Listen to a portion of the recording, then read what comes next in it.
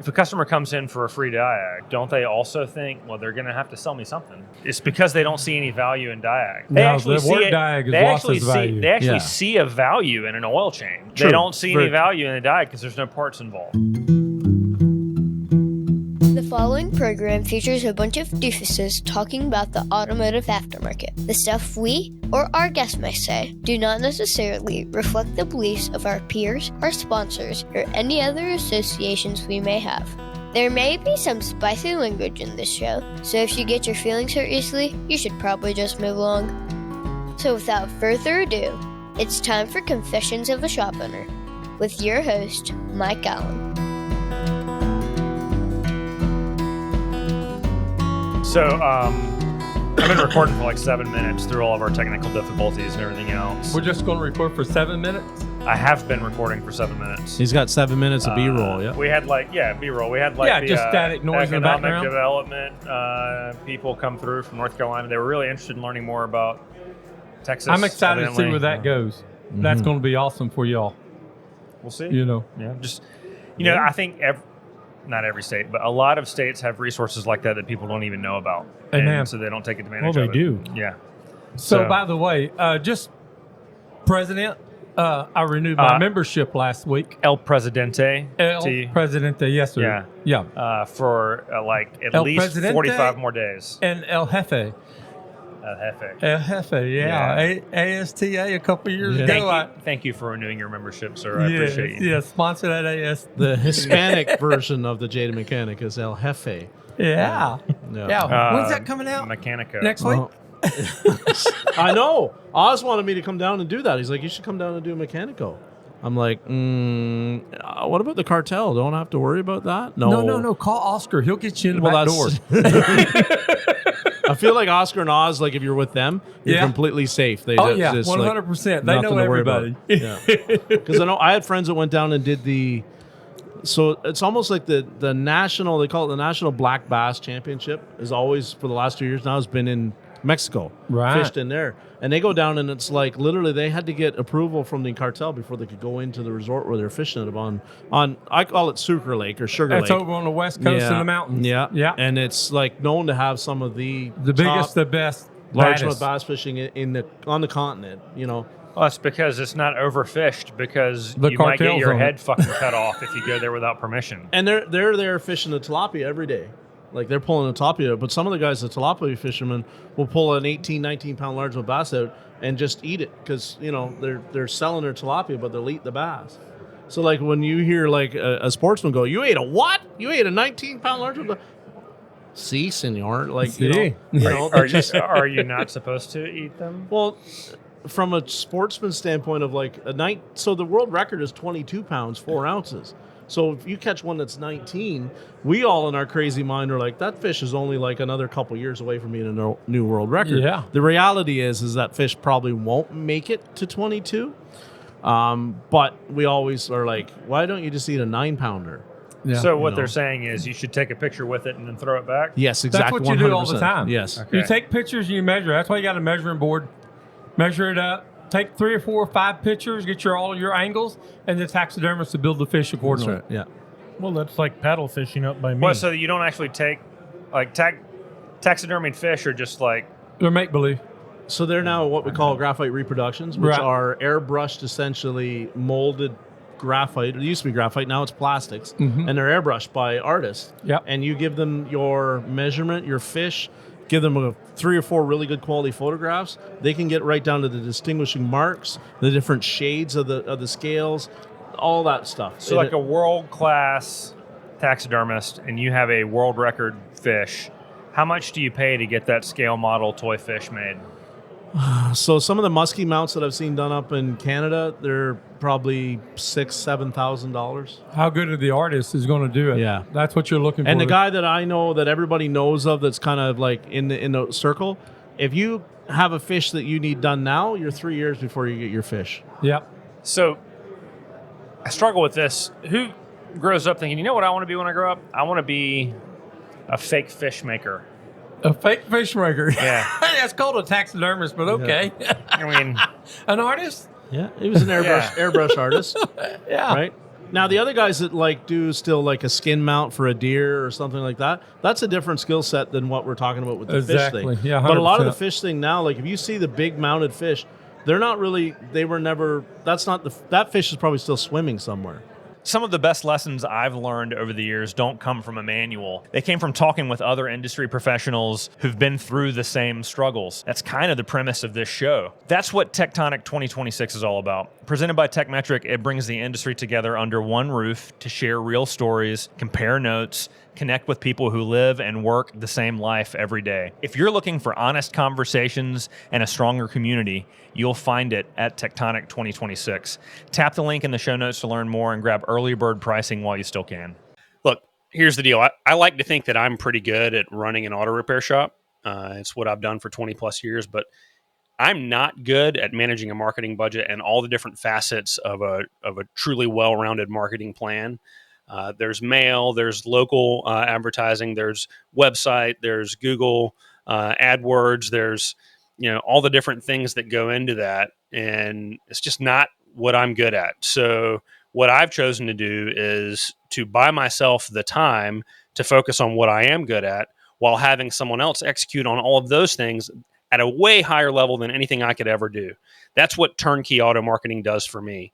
So if you feel like you could use some of that same magic, I'm going to recommend that you go to turnkeyautomarketing.com, get a free consultation, tell them that I sent you, tell them that Confessions of a Shop Owner sent you. You won't be disappointed.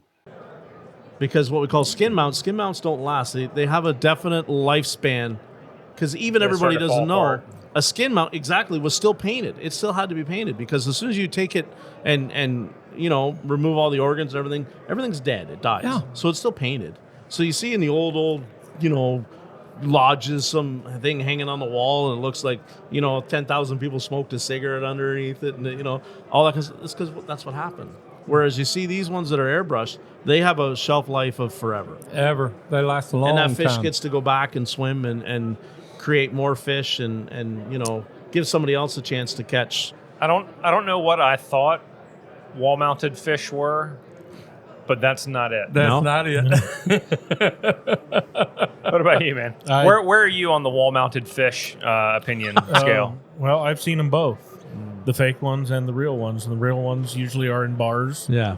And, brown and old and nasty. So when I go to, like, the fried seafood place in Calabash, North Carolina, and they got that big-ass tuna on the wall. Yeah, it's plastic. It's just a stuffed animal, effectively. Hey, can I thump your fish? Yeah. Go lick it. See I feel like, bro, you got to use that line tonight when we're out. Okay, all right. I will. It's my birthday. Come lick it. No. Can I Have they sung happy birthday Can to I you? thump your fish? Can I thump your fish? Your fish. All right, well. Okay. There's some good ones down there. You can ask that. Yeah, I don't know. We were Be there the other particular who night. you asked that to, Yeah. because it could mean several different things. So I guess they were on Fremont Street last night, and they don't identify with the wonderful human beings that are on Fremont Street as being. Man, there's some awesome people down there. Yeah. Did you I notice love all it. the people that stand in circles? Yeah, stay out of the circle. Yeah, they have to stay in the circle to do their gig. Well, the circles are permitted spaces. Yeah. They pay for that space, and it's like territory. Like Yeah. they get shitty over that stuff. Like, Yeah, I noticed that right quick. They're making $1 at a time right there in their circle. Hey, and also don't take any selfies with any of the performers without paying them. Oh, okay. That's good to know. The two girls hooked me and my buddy here. What's his name? Michael? Michael? Yeah, my gold buddy. They hooked Yeah, us over. Hey, yo, guys, come here, guys, come here. We walked over. Take a picture with us. I don't want a picture with you. I don't want no. Take a picture with $5. $5. I don't want no $5 picture with you. They were just peacocks walking around. Yeah. Big old feathers. Females dressed as peacocks. Yeah. Well, there were certain parts of them that weren't dressed, though. Oh, it's one of them. Yeah. It's okay. They had the dudes, too, right? Walking around with their shirt on. All waxed up. You did get a $5 picture with that guy, right? I got a $5 picture there. Thunder from Down my Under. girl Krista got all tangled up with them two guys. It cost me $65 to get her a Oh, picture. my God. Oh, she was in heaven, though. Oh, she was in heaven. She was loving on them guys loving on her, and she's just blushing. Now, she is shy and bashful, but boy, she come out of her shell on this. Man, in Vegas. Yeah. I find it hard to believe somebody shy and bashful would be able to hang around with you for very long before they couldn't come out of their shell. Like it'd be forced. Maybe yin and yang. They complement one another well. Yeah. Maybe not. I don't know. It's taken a long time for that shell to crack. Yeah, Because she's been at Vision. Krista last had 2 years? a nervous breakdown the first vision she went to. She has never in her life been around that many people. It just blew her away. And then we talked her down off that ledge, and she came along really good. And then the second vision, the bus left her at one of them other hotels after one of her classes. Oops. And she had to walk back to vision. That's okay. At least it's not cold there. Yeah, it wasn't cold there that time. Yeah. You're right. I was there one time when it was really cold. Everybody left that night, and the next day to announce COVID. Yeah. Well. Oh, yeah. They announced You heard it here first. They announced- Vision caused COVID. Yeah. No, In actually, it was Nebraska caused the shutdown because they had state basketball going on, and a local kid got sick. Now is she a service And writer that's for you? where- Super spreader. And Is she that's certified? Yeah. Where it no, all service started. writer. No, At least up Krista's a there. technician. Oh, okay, cool. Yeah, Right on. She, guys, I can't brag enough about this girl. I cannot tell you this is my rock star that's growing up, that's in our industry, that's really just rocketing left and right. I'm so proud of this girl. Yeah. She come to me and worked a couple hours a day while she was going to that trade school that she went to and graduated from. And when she graduated, she came on full-time, changing oil and tires and light-duty mechanical work. Now she's full boat. She Right on. did an engine the other day on a car, and you guys know how much I'm at the shop. Right. Okay, so There's a picture of you there somewhere, but somewhere that's it's about hanging it. up. I know Dusty. there It's is. dusty. Mike, you spend more your time at one of your shops than I do at my shop. I wish I was more involved some days, but they won't let me. Go fishing. Go away. Yeah.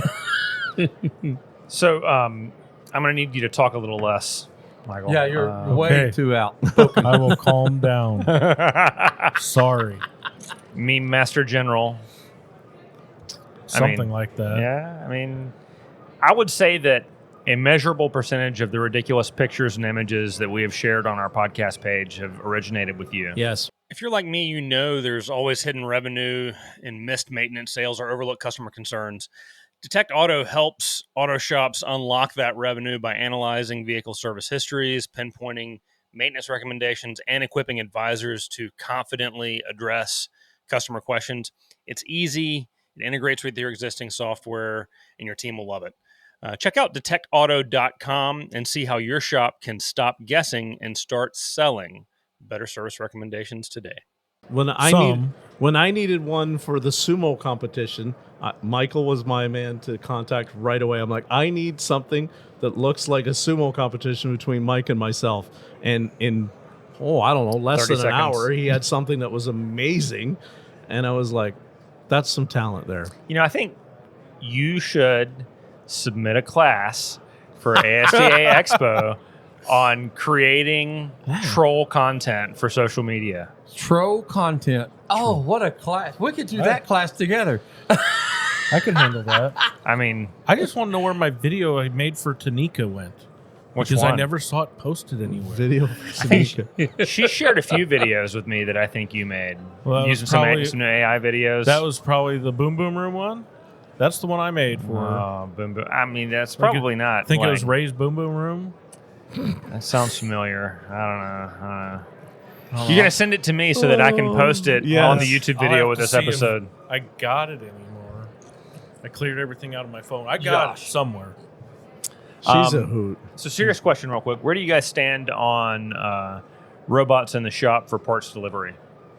Because Mike has been absolutely enamored I with can't this Titan stop. machine that's rolling around right next to us in just outside of Joe's garage with oil on it being delivered. And it's just doing the, walk around, deliver parts to all over this thing. And I can't stop looking at it. Mike man. wants one for each location.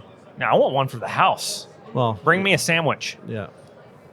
So Does it do Will it steps? make the sandwich? I said, will it do steps? Because I got some. My house is Have built them all on pre-made, ready to roll. Yeah. So I know You can have a sandwich making robot in the kitchen. 2 robots. I like that. Yeah. the Denny's back home has one of those that's in the restaurant, and it brings the food out. So the robot that delivers the food could replace one of my kids. Well, Yeah. And the sandwich making robot, never mind, I'm not going to follow that to fruition. no. So I had never thought about having an apparatus inside my business that would deliver parts from the parts room to the technician. And now the technician doesn't have to leave the bay at all, period, no more ever. Yeah. Drop Right. it. Just stay there, keep in Can we- production. Can you get like a... The evil shop owner in me says, yeah, you don't need to leave that hood. Stay there, baby.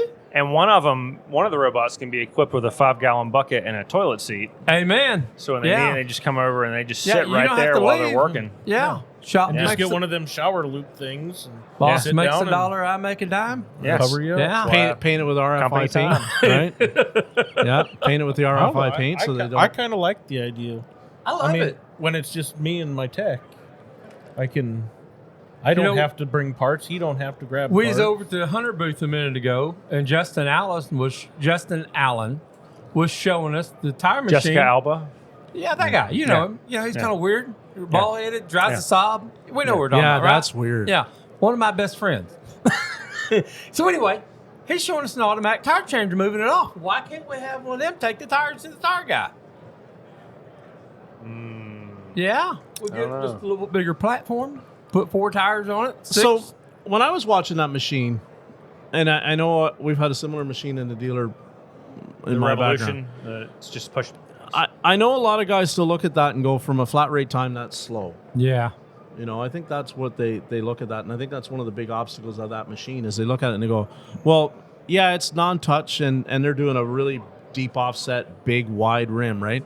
But if you're doing, a little more traditional, standardized stuff, I think a lot of owners will look at that going, it's going to take too long. Like, I got a guy that does 4 in 20 minutes, right? And yeah, that would do 4 in 30 minutes. How many does he have to fuck up when they're 24-inch Porsche wheels? Well, that's I have that's another the whole viewpoint on it. different.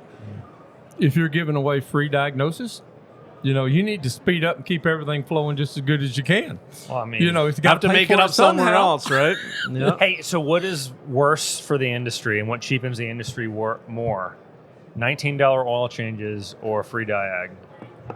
I'm going to go right now and say $19 oil changes. Yeah, I'm gonna go I'd with agree with that. $19. Yeah, 100%. or $17.95. Well, I think today it's $29 or $39 oil It is, changes. yeah. Or the lost Yeah. leader oil change. I down. saw a $10 oil change when we were out and about yesterday. No way, really? Yeah. Here in Las Vegas? Yeah. I can honestly believe that. When you think about But they're going to catch the oil out of your car and they're going to put it in their car. Well, it's So just the oil was recycling. changed. It's going Yeah. into a cab We're changing fleet your right oil, now. sir. There's a bucket with a cab fleet sticker on it, and that's where that used oil is going because We're gonna They run it through a paint rag. body filter. Oh, coffee they run it through a rag. a clean rag. no sense of wasting rags. Going back to the oil change versus the free Diag thing, because I think the oil change is like, if you know it's $9.95, Yeah. hypothetical or loss leader, either two things are going to happen. The customers know that something has to be found to offset that cost, or nothing's going to be told about, and it's just in and out real quick. I don't think there's a positive to a low-priced oil change. No, Free there's Diag, not. I think free Diag, like you talked about, can sometimes be a great way to have a conversation with a customer about exactly what a complex system is going on in the car, or multitude of complex systems, and why the light is on for a warning. So, just to be contrarian, I think if a customer comes in for a free Diag, don't they also think, well, they're going to have to sell me something? And so that was just being. I don't think customers. It's because they don't see any value in Diag. They No, actually the see word it. Diag has They lost actually its see. value. They actually Yeah. see a value in an oil change. Right. Right. They True. don't see Very any value in a Diag because there's no parts involved. Right. Yeah. And Diag is like, the parts stores tell them that they can diagnose your car. Yeah, man. And they don't really diagnose the car. They tell you the probable things that would cause that particular failure may be in the car, right? And they leave out a bunch of the real world stuff because the real world stuff doesn't sell a part to a customer to bolt on and do it. So Amen. the value is gone, and it goes back to, do we start selling testing as a word or use testing as a word? We use them back and forth all the time, and to correct the vernacular is just a lot of effort. But if they're coming in for a free Diag, I think what they also want is a peace of mind. Can I drive this? Like, I have a warning light on, but if it's an EVAP code, okay, I'm good to drive this for a day, a week, a year. I don't want to put any more money into this turd. Like, I'm good to drive it until I get rid of it. Yes. Whereas if they come in and it's just like, I need a Diag done, but it also has a symptom related to the car. It seems to be down on power. It cranked a really long time this morning before it started up. That's a different conversation. And that's where I have the problem with the free Diag, because if an advisor goes out real quick and hooks up a scan tool and says, you got an EVAP code, you're probably going to, you're not going to blow up. That's okay. I don't like the devaluing of the tool by showing that, like, it's drill 5 minutes and, it tells you what's wrong with the car, because that's what they drive away with. But when they come in with a symptom, I think we have to approach it from symptom-based conversations about what's happening, what's probable, why is that happening, and then we start to break down selling the value of testing.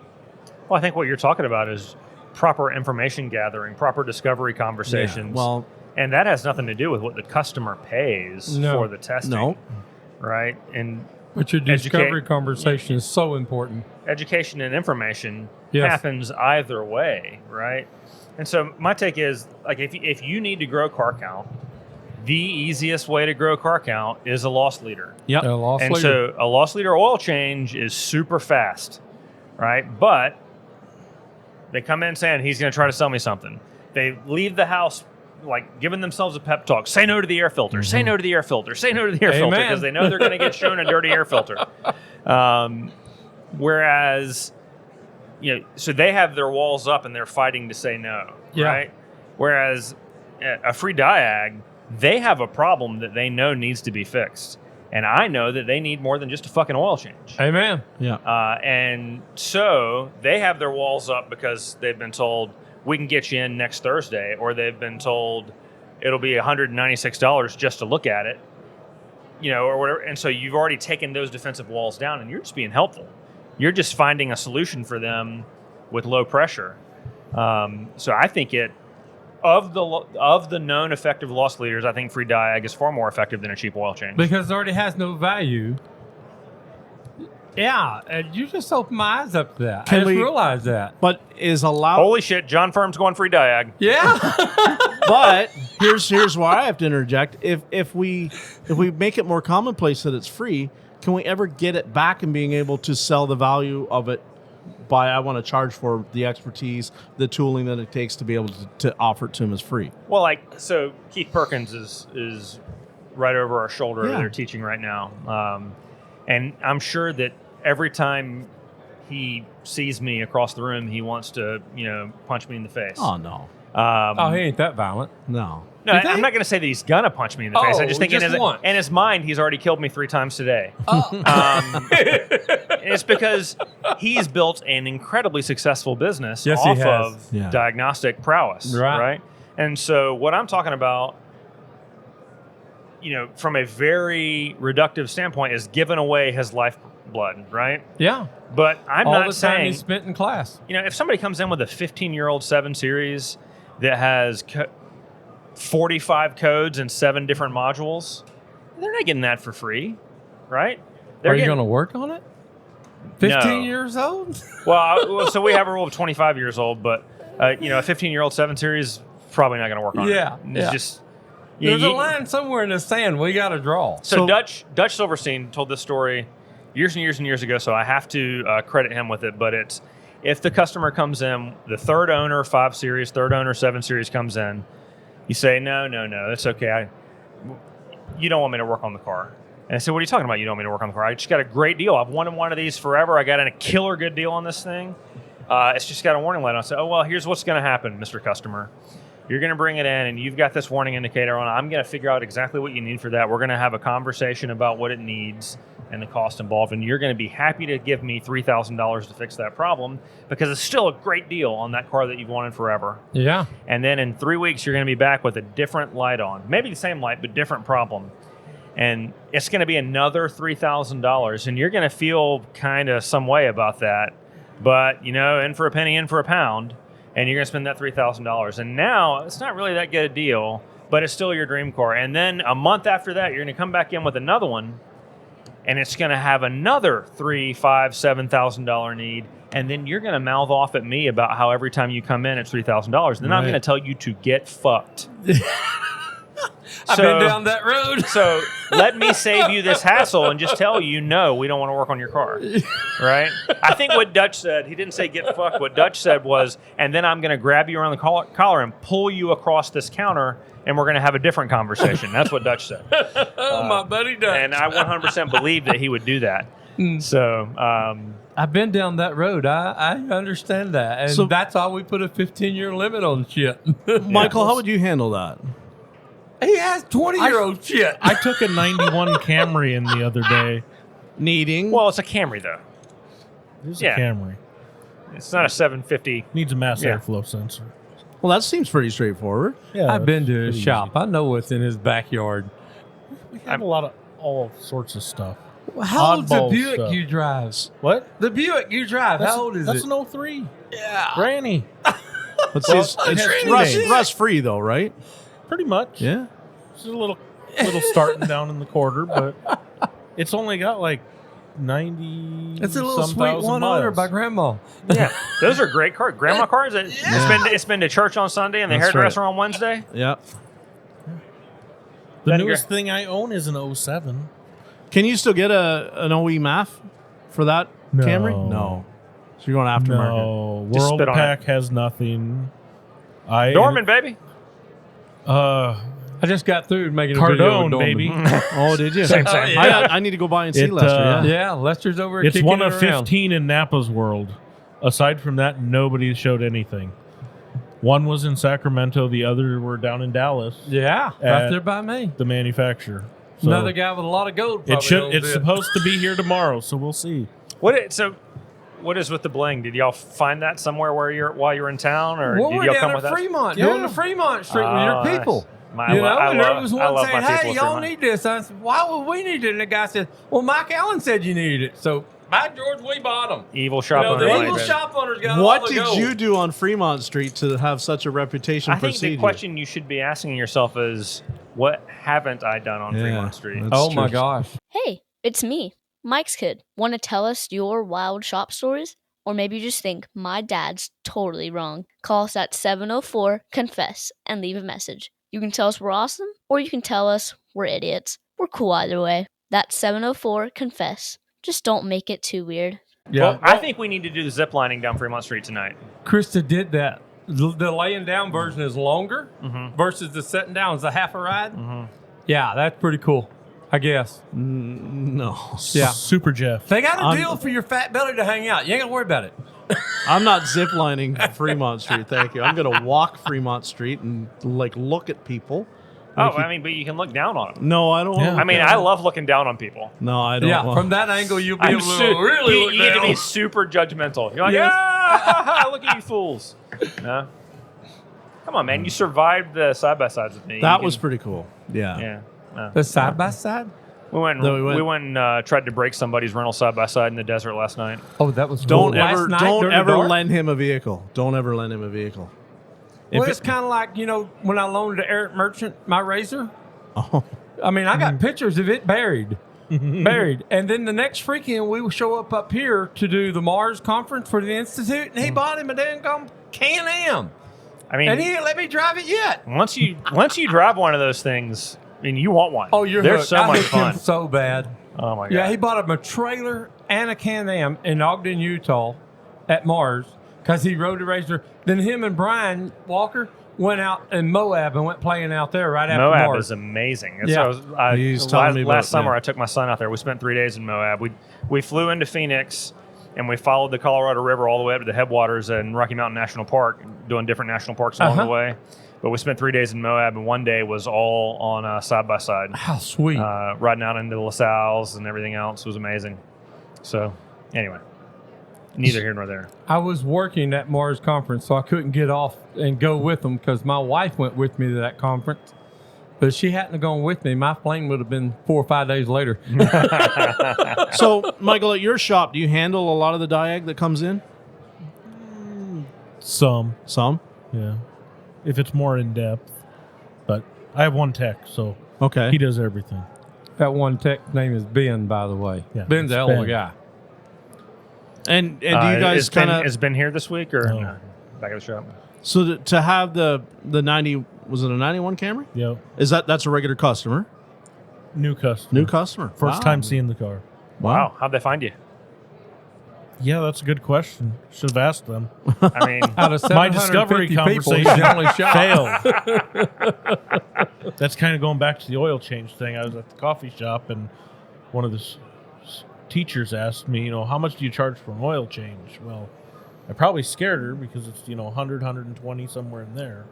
But we don't do an oil change. Right, yeah. That includes rotation. That includes DVI. you just got to take the Rick White approach and just say as much as possible, Exactly. A discovery conversation. as much as you're willing to pay. As much. How deep is your pocket? I got gold to support here, baby. Well, Like, hey, just let me put my hand in your pocket and I'll Amen. judge. when somebody No? asks me, I always rhetorical answer back is, well, what are we talking? What kind of car are we talking about? Because I'm not doing a $49.95 oil change on a Euro car. I'm probably going to try and talk myself out of the Euro car even coming into my bay. Firstly, for starters, but so like with the loss leader oil change idea, are you doing them for, let's pick a number, $69.95, $59.95? Are you doing all makes and models for that?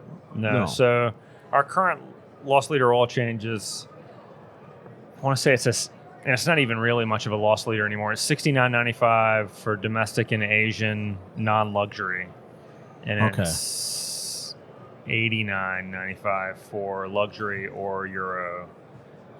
Still a Some bargain. exclusions apply, right? So our oil change coupons are just oil change coupons. They don't really drive traffic because there are cheaper oil change coupons in the mailbox right next to mine.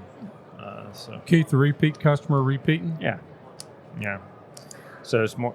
Yeah, it's a primarily a retention coupon, but it is every door direct. Oh, right? I knew there was a So- bigger word. Retention, not repeat, Retention, but yeah, retention. retention. Yeah. See, is redneck like me, country boy? I don't know the big word. He doesn't Recruitment. ever have to go to a shop. He's going to the Amazon to go fishing. Redneck, all about fishing. And Yeah, hunting. Ain't nothing the matter with And it. hunting.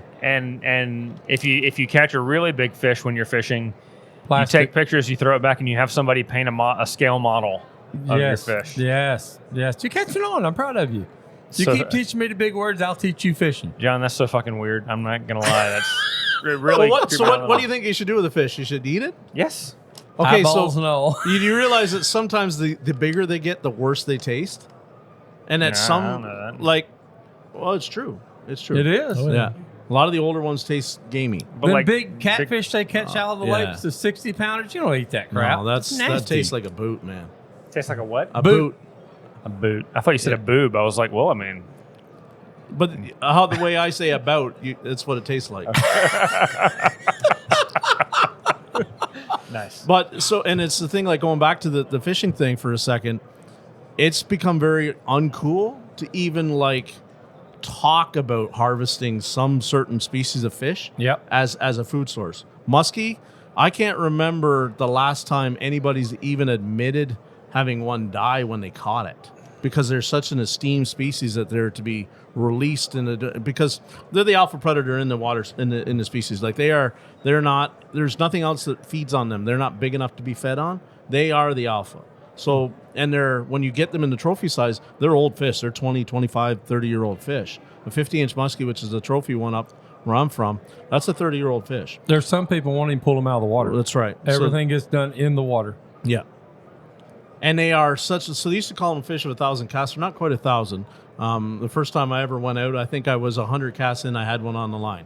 So, I mean, if you're with the right guide and the right body of water, it's an easily repeatable feat. But I was with a guy that had literally caught every fish in that body of water and knew where they lived by their address. Because when it's the alpha, it lives on that rock pile. Nothing moves it from that rock pile. It is there because it is whatever used to live on that rock pile, whatever makes the rock pile where you would want to live. ate it. He ate it. It's gone. There was a battle and it won. It's like deer. They're like big buck deer. Same thing. They push each other out. So that fish he knew would probably be on that rock pile. And when I caught that fish, I was like, incredible, right? So to think that people would then like take that fish home and eat it. Firstly, they people tell me that I've eaten one that they taste not good, but then your internet feed would blow up with like people wanting to come to your house and fight you. So, like, could you do like some troll post of like you with the fish, man, and then you eating like cooking a fish fillet and then you having dinner? I can do that. And don't actually say that you ate the fish, just juxtapose the fish dinner and the just go to the cast iron fry pan with a I can fillet make in there. the visual cues for that. Yeah. See, like up by Little me, lemon. We just got a got new done video snagging coming out. season for spoonbill up there, Okay. and they have to be above this mark and below this mark. Yeah, You're good. You're good. You know, you can't if they're too big, you can't take them. Yeah, must if be they're the too same. small, Yep. you can't take them. And they just go out there for a month and snag and those, you know, if you get the bigger ones, they taste like dirt. Yeah. Very fishy. If you I get, feel so fucking ignorant in this conversation. Well, because You're a great leader. You're filling in. You're I've getting been trying to rolling, get you I to- love it. he was so we're ripping around yesterday on the UTVs at quads, and he's like, "This is what snowmobile must be like." And I'm like, "No, this is nothing like what snowmobile is like." So I keep telling him, this is not what it's fucking like. so I keep telling him I need to have him come up to Canada for a couple weeks, once in the wintertime. Are you going to go to Tug Hill or not? What to Tug Hill? Yeah, and go. That sounds inappropriate. With Brian Pollock, like, hey, if it break down, it could be Tug Hill, but that's what it's called. And Brian Pollock wants you to come up and go snowmobiling with Brian at Tug Hill. Tug Hill is like a very famous place in that area to actually do it. It's beautiful. You should come up and do it. Yeah, I'm down. Okay, all right. He's got enough sleds. He can loan me I think one. he's up to 14. I need to have 14 one sleds? that has. I need one that has plug-in heat. I gotta be warm. I think don't it's do got cold. heated handlebars. Yeah. I don't think it's got a heated seat. I'm a very delicate little flower. He'll dress you. And you just got through doing a Moab. Yeah. Well, Would you do it in It winter? wasn't cold. Yeah, but it gets warm out there, really warm. he's temper sensitive. Yeah, But it's really dry too, right? The heat's dry. Yeah. but it's a dry heat. yeah. Actually, we were up on top of the LaSalle's, and this big thunderhead came over the mountain. That cooled it off. And some of it was one of the best memories I've had with my son is we were hauling ass back down the mountain trying to outrun the thunderstorm. It was so much fun. Oh, I bet. Man. I bet. Sounds great. exciting. Yeah. We did not outrun the thunderstorm, but we had a good time trying. So you two gentlemen, you don't run a loss leader in your shops at all. No. With fleets, I don't. No. No. No, not at all. Do Okay. fleets have the same labor rate as retail customers? Yes, sir. Yeah. So I'm- what benefit does the fleet get for doing business with you? Preferential treatment or? Priority, I think. Say again. Priority treatment. Priority treatment. You move them to that as yeah, schedule. depending on how big your fleet is, how much time you're going to take up of mine. Right. You know, I manage how many fleets I have. Okay. I don't want too many fleets because if I pile in too many fleets, I can't take care of who I got right now. So time essence of getting the vehicle in and getting out is the number one priority these guys want. Number two priority they want these vehicles in great shape so they can resell them when they're done. That's what I do. I do a lot of maintenance versus a lot of repairs. Yeah, and I do only what the bean counters allow me to do. Yeah. What type of fleets are you servicing? Are these big truck fleets? Are they car fleets? What are they? The fleets are beer distributing. Oh, okay. Okay. All right. The next one is communication. Okay. And the next one is electrical supply. No matter what happens in this world, they're always going to deliver beer, and you're always going to have electricity. The option hope. of having communication is another thing, but 99.9% of people are not going to be out of contact. Yeah. They're going to have that phone, that internet. Tell you what, if the beer infrastructure fails, it's probably the end of society as we know it anyway. You can brew your own beer. Yeah, No, but if you the can't beer brew infra- enough of your own beer to supply everybody with. If the beer infrastructure fails, It'd be bad. it's an indicator that so much else has failed. It's probably the end times. There's probably some people up near Lucas's place that would argue that like they don't brew beer. They distill I know. Yeah. white liquor. Yeah. Right. And they can't produce enough of it either. They can produce a large volume of it, but they can't produce what we need to support all the rednecks in America. But they can produce a ton of it because my uncle used to produce a bunch of it over in Sherrill, South Carolina. If we had an end of the world as we know it situation, where society totally broke down, I think a ready supply of booze makes you a very wealthy individual or a target. 100%. Bullets or alcohol. Beans, bullets, and booze. Yeah. Amen. And Band-Aids. It's beans, bullets, and Band-Aids, but booze too. Oh, my goodness. I don't see how the Band-Aids fit in, but they might some way. I don't know, because if you get popped, you're not going to need a Band-Aid. Someone important to me told me that if a situation like that happens where society's totally broken down and it's every man for himself, the first place you go is the pharmacy. You put 2 in the pharmacist's head and take all the antibiotics you can get. There you go. Yeah, that makes sense. It's pretty harsh, right? But I'm going to fucking die in the situation anyway because I'm fat and out of shape and can't take care of myself. I'm with you. I'll probably go for you because I'm older. Yeah, we don't have a pharmacy in town. Yeah, fair enough. You're screwed. I know we know who's going first. It's that small a town. You don't have a pharmacy. How many people in your town? The sign says 752. I don't remember what Google says. It might say like 760. Do you trust it? What, the town? The sign, is it a liar? No, it's fairly accurate. How many of them are your customers? Fair majority of them. Nice. Are you located roughly downtown area? Yeah. Yeah. That's why I'm called Downtown Auto Service. I pick up on that. You can't get much more downtown. But see, so if we go back on the talking about the booze thing, when I started, there's a gal that cuts hair uptown. So her place is called Uptown Style. And I'm Downtown Auto. Someday we're going to buy the bar that's kind of in the middle of us, and then it's going to be called Liquor in the Middle. Now that is brilliant. That is a genius business decision right there. I think you should do crowdfunding for that so that y'all can make it happen sooner rather than later. Yes. So reach out. We'll put you in touch with the right people for Liquor in the Middle. What kind of bar is it? Does it matter? Just a regular bar. It's just a bar. Okay. Not one of them Fremont Street bars.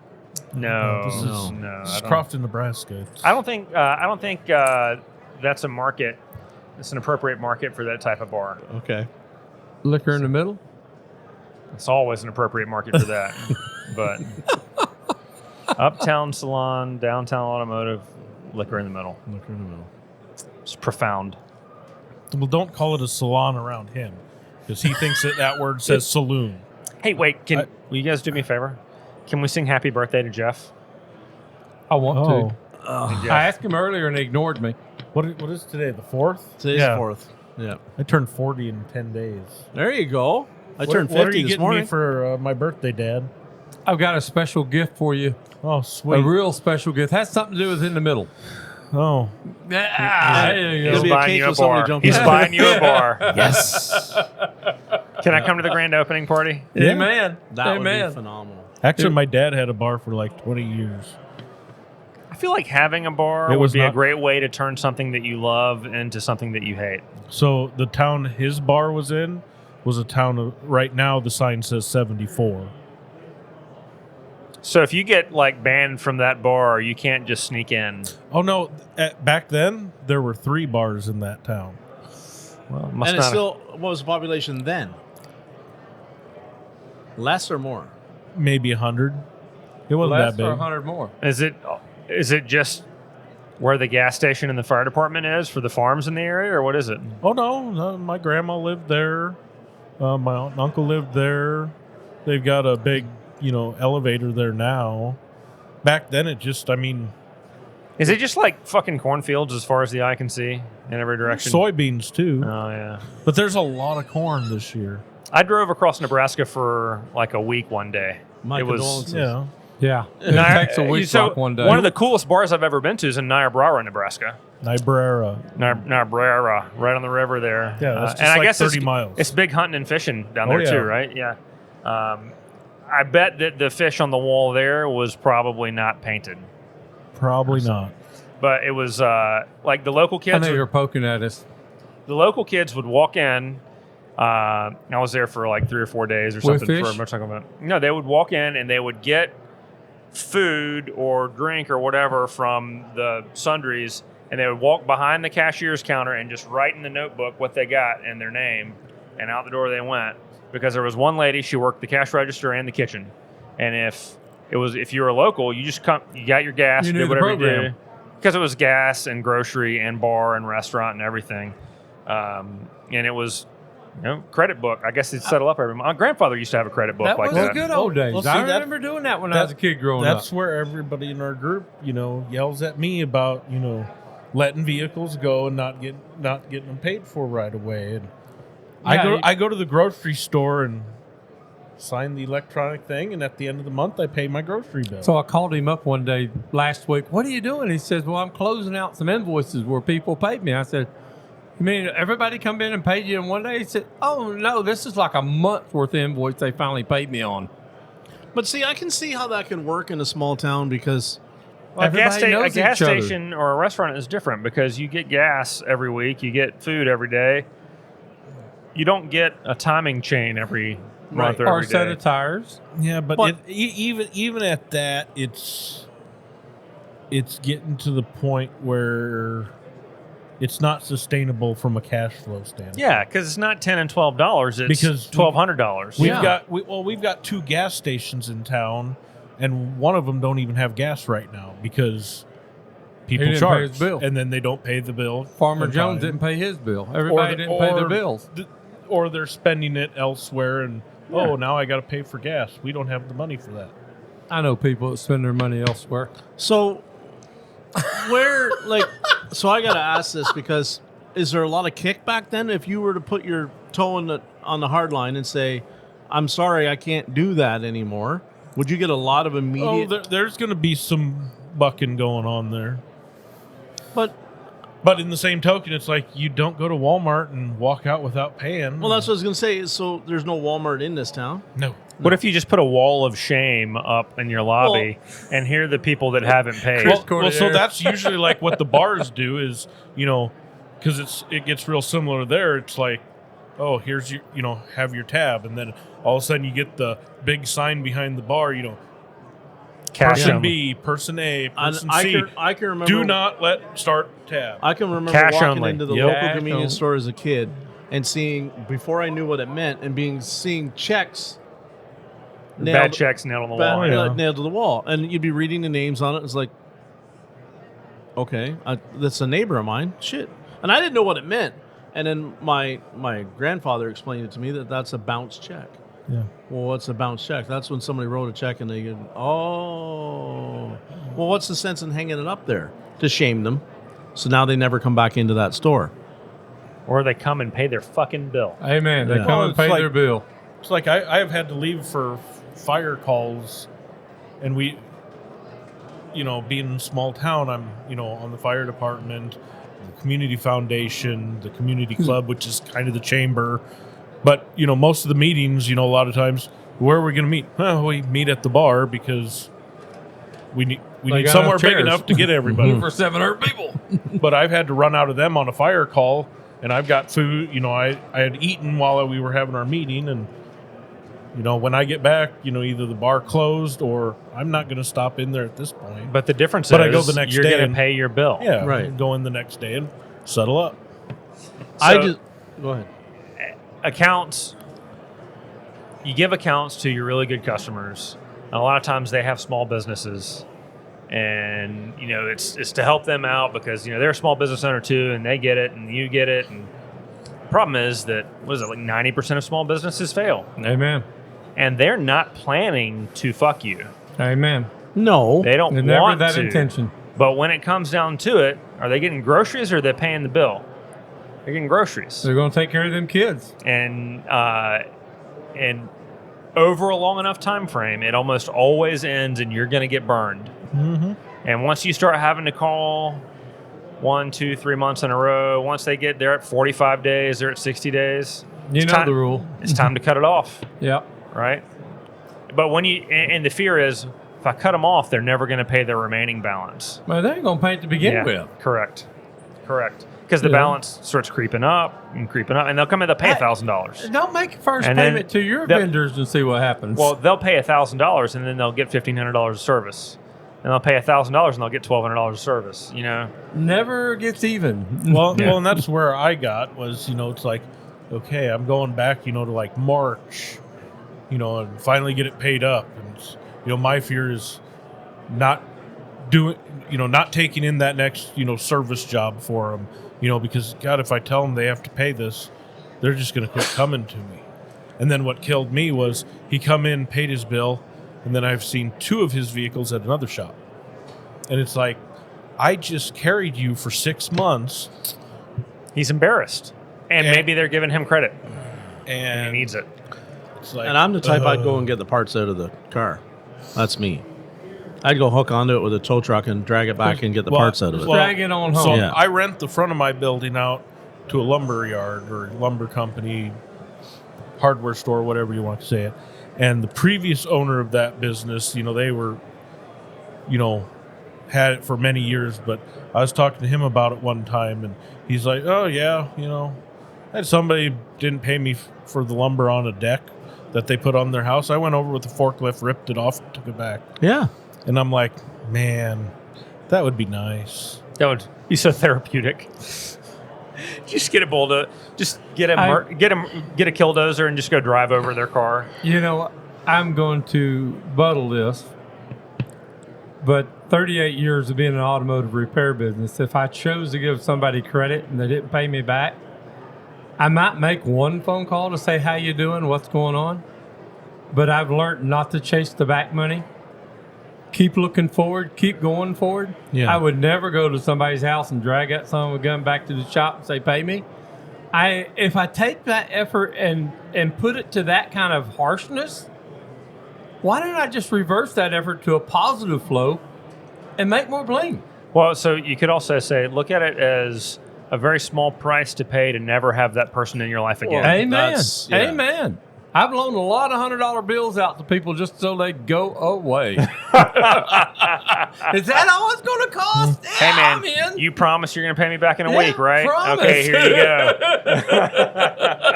And you're like, fuck yeah, I'm never going to see that guy again. Well, that's like that famous line from that movie Dutch was talking about, Bronx Tale, where the guy is trying to chase this guy down the street because he owes him $10. And the mafia kind of mentor to the young... his character name escapes me at the moment, says, "What? It was only $10. So now for $10, you never have to deal with him for the rest of your life. That's $10 well spent." Yeah. That's how I look at that. But then I look at your example of like where I would go get the car because I would want people to know he's not somebody to be trifled with. That's the way I think about that, about going and getting, because I'm going to go get the car to get the parts back out because A, I'm owed that, and B, I want to send a message to everybody else that like, but you spin it a different What way. message are you sending? That, Well, how harshness you can be, how mean you can be. I don't think it's mean to get. Jeff, don't If wrestle they with can't pigs, feed their son, kids. because both of you are going to end up covered in shit, and one's going to enjoy it. This is true. Oh my This God! is Talk true. about money well spent. Yeah. Aluminum fucking business cards. Yeah. Yes, the This is magnet will amazing. pick them up. This is amazing. Yes, I love them. That was a card was given to me at some event somewhere. It was aluminum, and just as soon as I got back to Fort Worth, I had mine made. I love I them. feel like TSA would stop you for this. I mean, you could hijack an airplane with this. They've never stopped me at all with that, and they carry in my backpack. Never said a word. What are they, like $1 a piece? $1.50 a piece? Oh, I don't remember. Yeah, You buy 250 of them. when you got When you chain- got this kind of when you got bling, bling like that, you don't fucking know. Don't worry about money. I said I Money's won. not an object. Just cash another gold bar and you're fine. So then, about with the fleet thing, Yeah. like how does that correlate to the accounts and stuff? Just like you're getting paid by your fleets when the job is Daily. done. Daily, weekly. When the job is done. Right.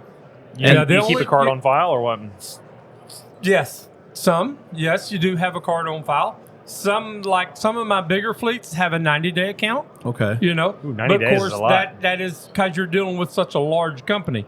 They It can take that long to them to get for the process their backlog the invoice to go through. Yeah. You know, and usually that's body repair or something that don't maintain to mechanical repair or mechanical maintenance. The ones that take 90 days, how often do you find yourself having to resubmit invoices or parts or anything like that? I invoice them just about every other day with something.